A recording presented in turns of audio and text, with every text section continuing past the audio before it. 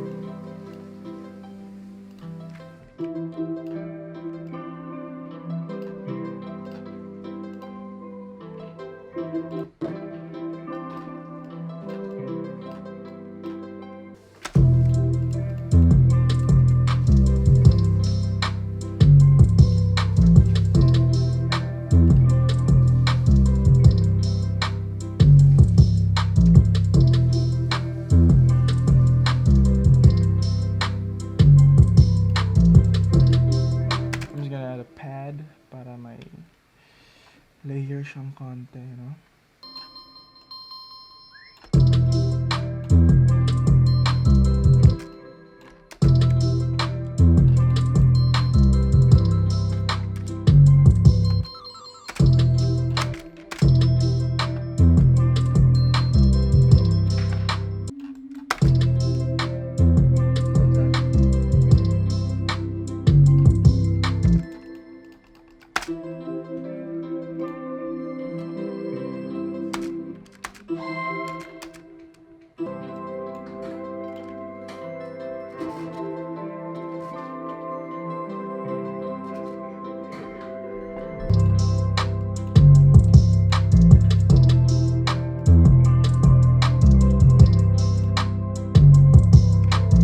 That's the beat, bro. I'm gonna keep it simple and easy para sa artist na gagamit dito. But yeah, that's the beat. I'm gonna finish all the beats na ginawa ko this week.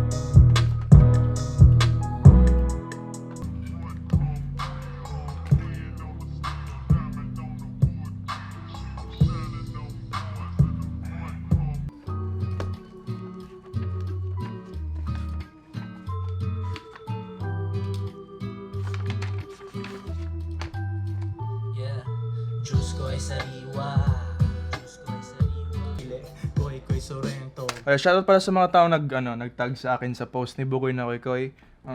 I-mention ko yung Instagram nila ngayon. Wait lang. Shoutout kay mxrc.cedric, kay LJ Castillo, kay Sean RPHL, tsaka kay Life of KNN88. Yung mga tao nag-tag sa post, tsaka doon ko nalaman na kailangan pa ng beats ni Bugoy na koykoy. So hopefully collabo na to, man, before the summer, man. We got this shit, bro. So, shoutout sa mga taong yun. And then, yeah, gawa na akong beats ngayon. Yung beats niya talaga sobrang simple, promise. At ako'y ganun pa rin. Nagbago ang lahat, ngunit ako'y ganun pa rin. Yeah. Nandito na mag-layers, like I said, sa chorus nga. So, gawa na ako muna ng beats. Hanapin ko muna tamang instruments and all that shit. So, I decided na gawa ko na lang hanap muna ako sample and try ko gumawa ng beat. Kasi, nagdadalawang isip kasi gumamit ng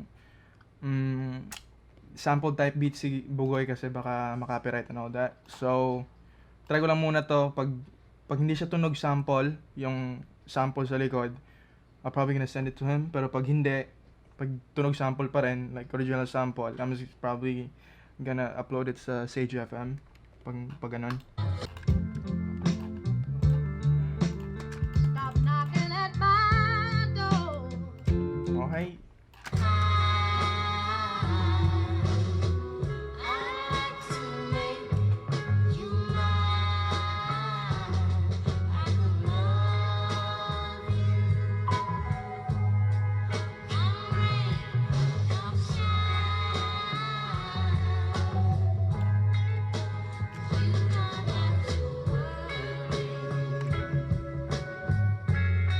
Hanapin natin yung part na gusto nating i-cut.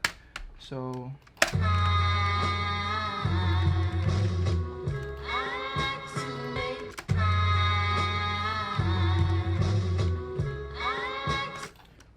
gawa mo na siguro ako ng bagong sample. I mean, beat pattern. So, gawa na lang akong beat pattern kasi para malaman kung hindi offbeat yung mga isa-sample ko. Simple lang. Yan lang.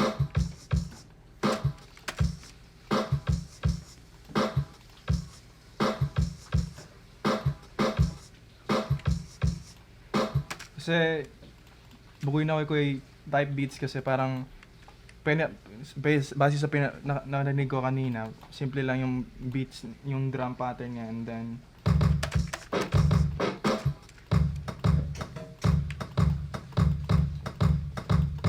then basta yung vocals niya yung number one instrument sa beat. So di natin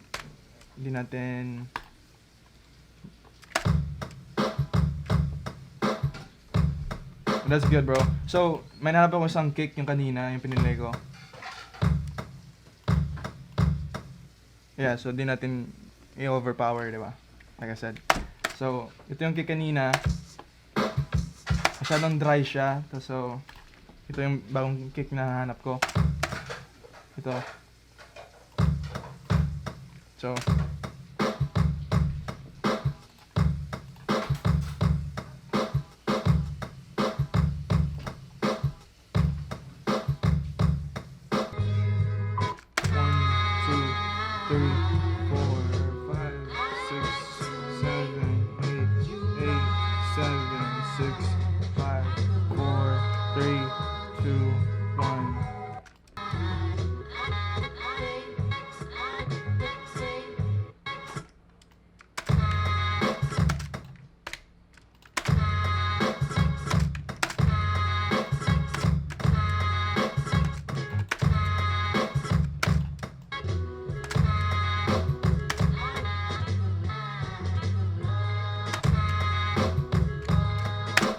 oh, see?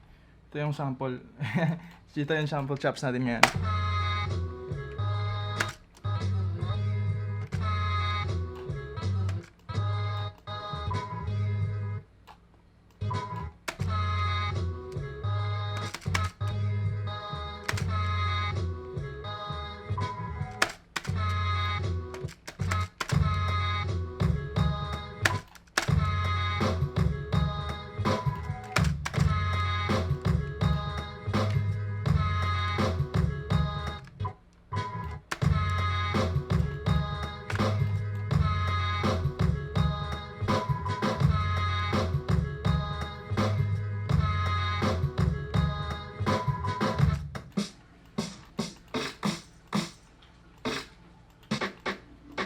Pwede na ito.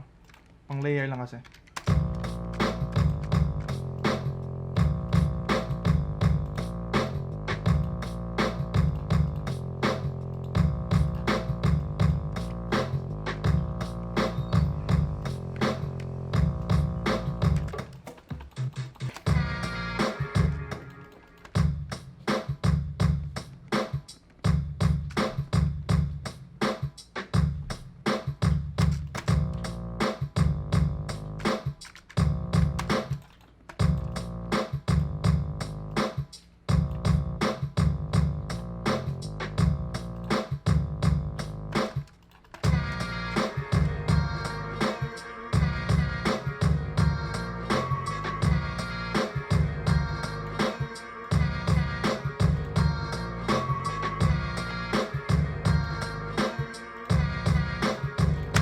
ito lang muna siguro ngayon. I'm layer it. Pero, first beat ito lang muna siguro. I'm make another one after nito. Pero, di ko muna i-record yung process ko muna dito kasi medyo mababa to, I think.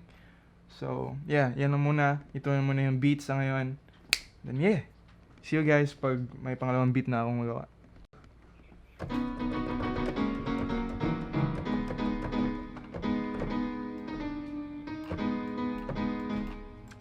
Tan tan tan tan tan tan tan tan tan tan tan tan tan tan tan.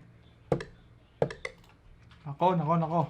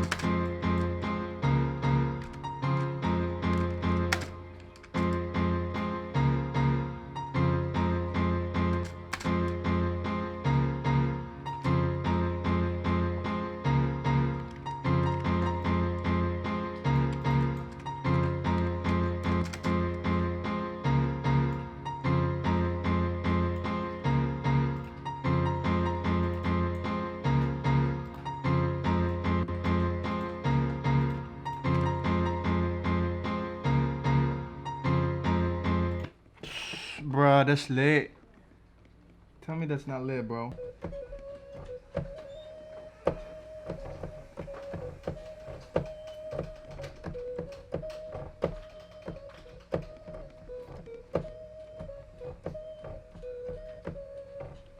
Something like that, but in a different notes.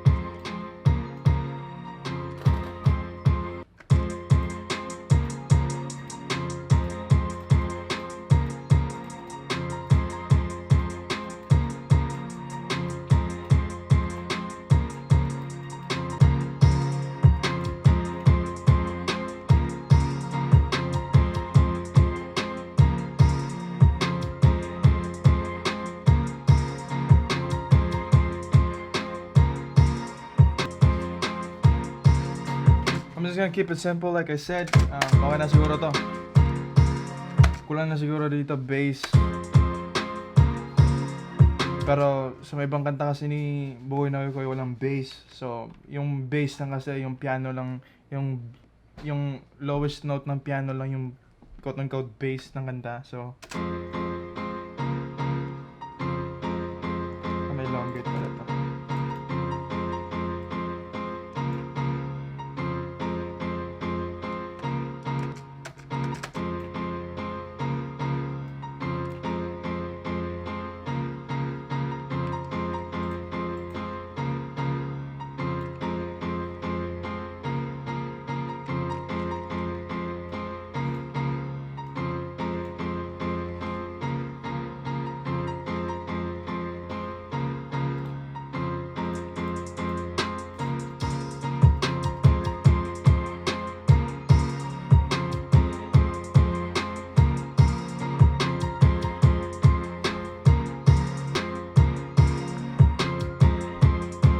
That's lit.